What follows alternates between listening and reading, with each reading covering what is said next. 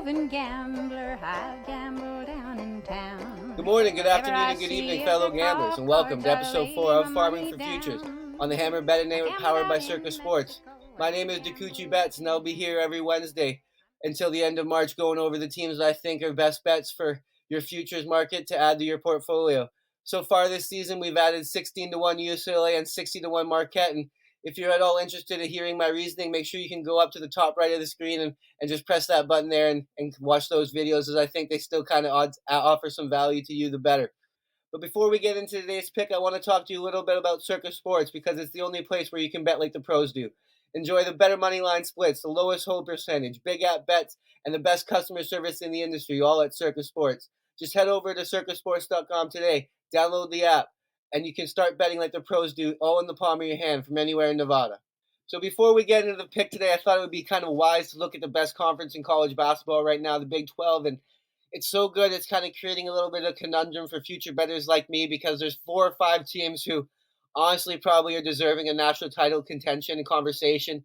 Whether it's Kansas, the classic blue bloods, you got Grady Dick firing a little bit better now.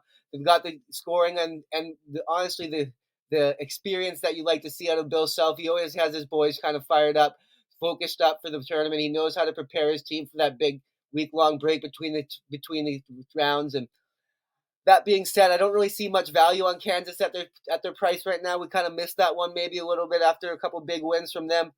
Moving down a little bit farther, TCU and Iowa State are kind of in a similar situation for me where it's very hard for me to trust their offense. For TCU, they're just so heavily reliant on transition. And yes, they can look like an NBA team sometimes with the way they get out and run.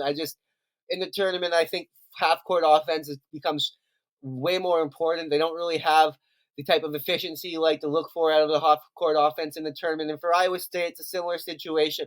Texas Tech showed what they can do and what they can't do, when it comes to beating the press, coming back from 23 down in the second half. That's a major concern. I don't necessarily trust their offense to score in the half court either. They struggled to get good shots routinely. And I think it's worth mentioning West Virginia's in the top 25 per Ken Palm, although being 12-9. I think if you're really looking at a team that's worth maybe a sprinkle, maybe it's West Virginia.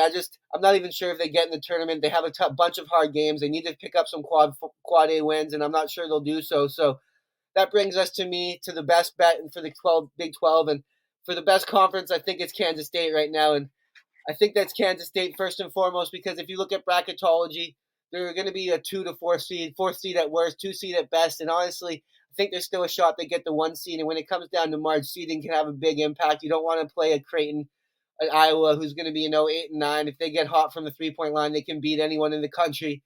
Remaining schedule-wise, I think they've kind of got a little bit easier than some might expect. They play a bunch of the big boys all at home. They play Baylor at home. They play Texas at home. They play Iowa State at home. That matchup with Texas coming up is going to be a big one, and I like how they match up against Texas. Moreover, they got a 3-level scorer in Keontae Johnson, who I think you can rely on to get a bucket. He's a great story. Obviously, he had a kind of a major house scare a couple years ago at Florida. He's transferred to Kansas State. Jerome Tang's brought in a big transfer class to kind of completely rework this team, and they've got the balanced guard play. They got great guard play, and Marquise Noel, experienced. He's averaging 15 plus a game, one of the best assist to turnover ratios in the country. He's going to give you the type of reliable guard play you need come the end of March. And obviously, the one concern you have with this team is how do they match up against the big boys? How can they handle Zach Edey? Can they handle Drew Timme? Can they handle Oscar Ishibue? But like I said, I think they're going to be in a good position seed-wise if they can handle business over the next couple weeks to avoid some of those tough matchups. Like I said, a 2 to 4 seed is a decent spot to be in with the 1 seed still unavailable. Ken Palm likes them. They're 35th in offense, 28th in defense. Not exactly the top 25 I spoke about in episode 1, but we're hanging right around there. Some room to grow still. So at 40 to 1, I think the Kansas State team is they're going to be a prime for a deep run. I think it's going to be tough to upset them. They're not heavily reliant on the 3-point shot. They have great guard play, like I mentioned, a reliable scorer, like I mentioned, and I think their defensive intensity and physicality is going to be something that the smaller schools in the early rounds of the tournament are really going to have a hard time matching. So at 40 to 1, I think they're pretty upset proof in terms of the way they play. I'm a little bit concerned about their lack of experience in the head coaching position, but I like Jerome Tang. He's been to the big dance a couple times. He was an assistant at Baylor 2 years ago when they won the whole thing. So Although he's a first-year coach, I like what I see out of him. I like what I see out of Kansas State at 4-1, and I think it's worth adding to your portfolio today.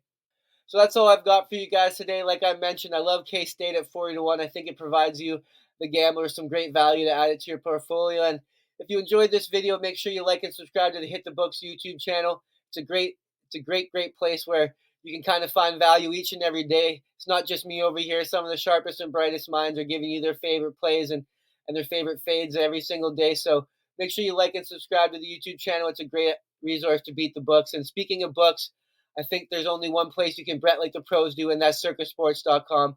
Circa Sports has got the best big app bets, better money line splits, the lowest hold percentage, and far and away the best customer service in the industry. Sports betting really has never been easier than at circasports.com.